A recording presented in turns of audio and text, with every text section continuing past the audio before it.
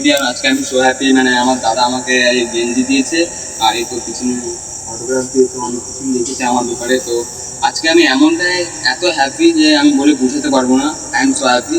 তো দাদা যে আমাকে উপহার দিয়েছে, আমি আজকে এতটা খুশি যে রোনাল্ডো বা বিরাট কোহলি যে কেউ গেঞ্জি গিফট দেয় অতটা খুশি, তার থেকেও আমি বেশি খুশি। কারণ আমার আমার কাছে এতটাই আমি মানে দাদাকে আমি ভালোবাসি যে বিরাট কোহলির থেকেও আমি বড় মনে করি আমার দাদাকে।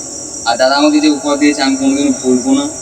আর আমার আশা আছে কি দাদা আমাকে অনেক ঘুরে নিয়ে যাবে, আর আমাকে যেভাবে গাইড করে, আমাকে হ্যান্ডেল করে, মানে আমার বাড়ির গার্জেন মতো, আমার বড় দাদার মতো। তো এখান থেকে আমি শেষ করলাম। Thank you sir.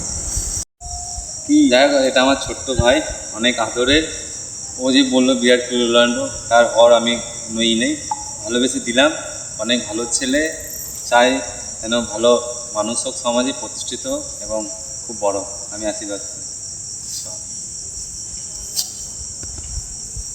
আরে ক্যামেরাম্যান